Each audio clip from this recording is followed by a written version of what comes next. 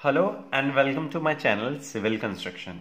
आज का जो हमारा टॉपिक है ये है how to calculate percentage of steel. अब परसेंटेज ऑफ स्टील को हम पीटी से डिनोट करते हैं। जब भी हम कोई आरसीसी वर्क करते हैं, फॉर एग्जांपल बीम, तो उसमें क्या हम परसेंटेज ऑफ स्टील कैलकुलेट करते हैं।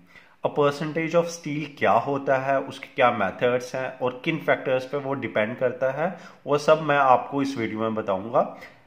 एक एग्जांपल लेके भी बताऊंगा कि कैसे एक पर्टिकुलर सेक्शन है बीम की, उसमें हम कैसे कैलकुलेट करेंगे percentage of steel.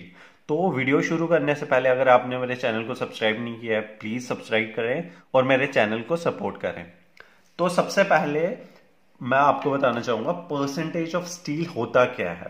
Percentage of steel basically क्या है, ये अमाउंट ऑफ स्टील है।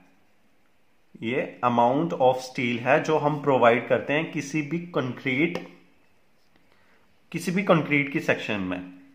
ठीक है, उसको हम परसेंटेज में डिनोट करते हैं, तो उसी को हम कहते हैं परसेंटेज ऑफ स्टील। बट ये जो परसेंटेज है स्टील की, ये क्या है, ये किस पे डिपेंड करती है, ये क्या करती है, ये क्रॉस सेक्शन जो एरिया होता है ना, cross section area of the concrete जिसको हमने रेनफोर्स करना है, तो उसके क्या इंडिकेट करती है ये परसेंटेज।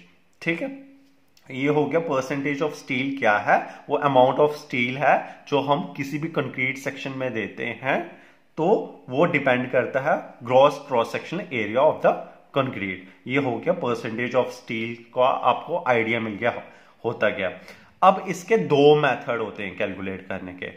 एक मेथड है, फर्स्ट मेथड इज जो है PT is equal to 50 into F C के divided by F Y, bracket में 1 minus under root of 1 minus 4.6 MU upon F C के BD स्क्वायर। अब ये एफ सी के क्या है, एफ वाई क्या है, MU क्या है, BD क्या है, ये मैं आपको बताऊंगा। इन्हीं फैक्टर्स पे क्या होता है परसेंटेज ऑफ स्टील डिपेंड भी करता है। अब जैसे हमारा कंक्रीट का ग्रेड कम या ज्यादा होगा, उसी के अकॉर्डिंगली हमारा परसेंटेज ऑफ स्टील भी वेरी होगा। जैसे ग्रेड ऑफ स्टील वेरी करता है, उसी के अकॉर्डिंगली हमारा परसेंटेज ऑफ स्टील वेरी करता है। MU यानी कि जो बेंडिंग मोमेंट होता है, अगर वो कम या ज्यादा हो, उससे भी हमारा जो परसेंटेज ऑफ स्टील है वो वेरी करता है। अब पीटी तो मैंने पहले ही बता दिया, ये क्या इंडिकेट करता है, परसेंटेज ऑफ स्टील। ठीक है, अब 50 तो एक न्यूमेरिकल वैल्यू है। अब एफसी के क्या है, this is the characteristic strength of the concrete, जिसे हम क्या कह सकते हैं, जो भी हमें ग्रेड ऑफ कंक्रीट दिया गया होगा वही है। और इसके यूनिट्स में मेंशन कर रहे हैं न्यूटन पर mm square. And Fy is the yield strength of the steel, वो उसके भी यूनिट्स भी क्या है, न्यूटन पर mm स्क्वायर।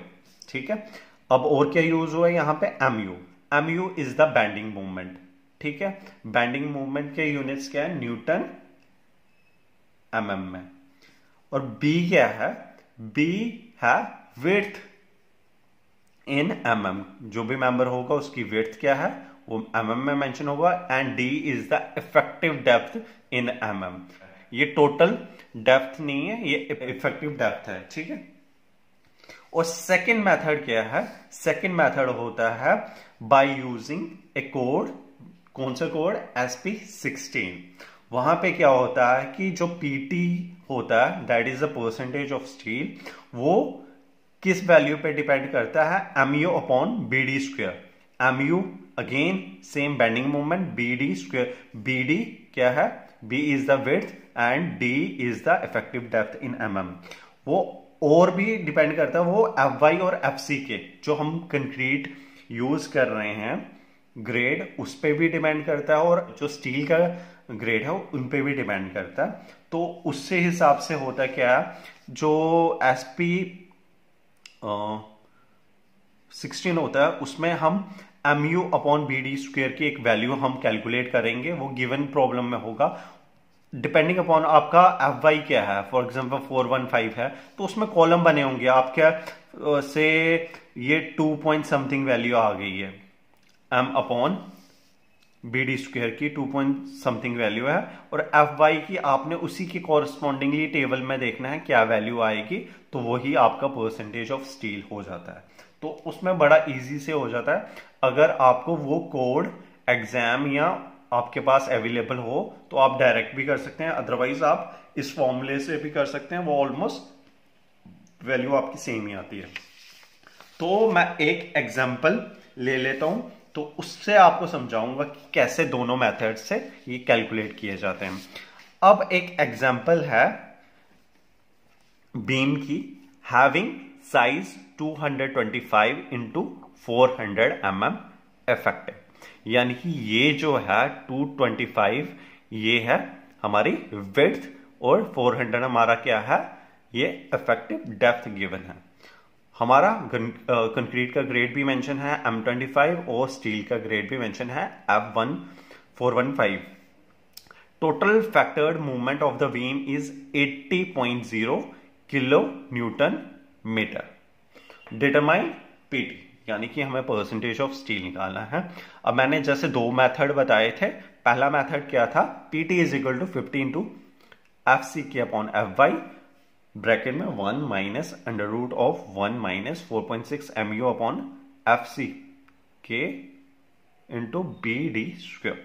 ठीक है, अब एफ सी के हमें गिवन है 25, तो उसकी यूनिट्स भी न्यूटन पर mm स्क्वायर में है, वो भी मेंशन कर लिया। एफ वाई भी हमें गिवन है 415, उसकी यूनिट क्या है, न्यूटन पर mm स्क्वायर में।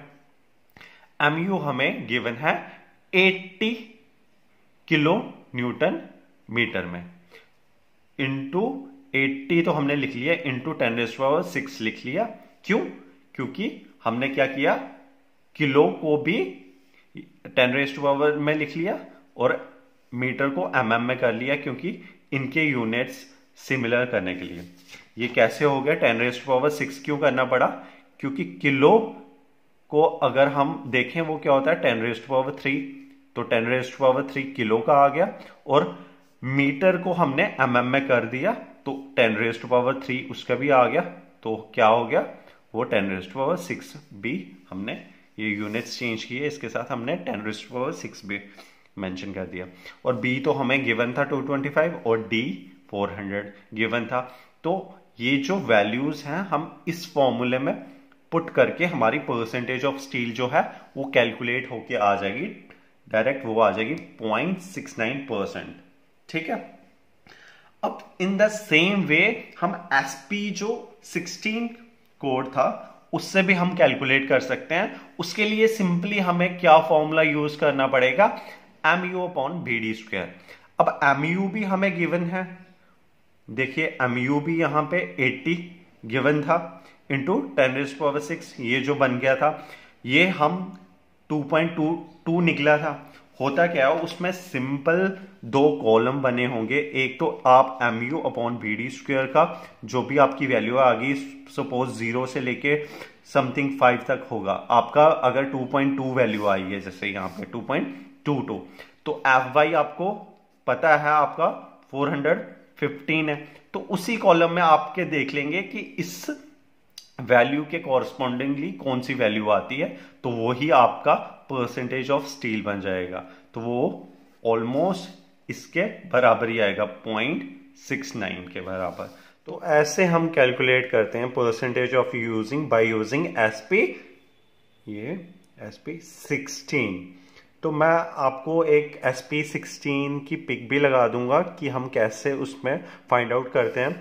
हमने MU अपॉन BD स्क्वायर की वैल्यू कैलकुलेट करके हम कैसे कॉरस्पॉन्डिंगली उसी के जो ग्रेड ऑफ स्टील दिया गया होता है उसमें कैसे हम वैल्यूज देखते हैं।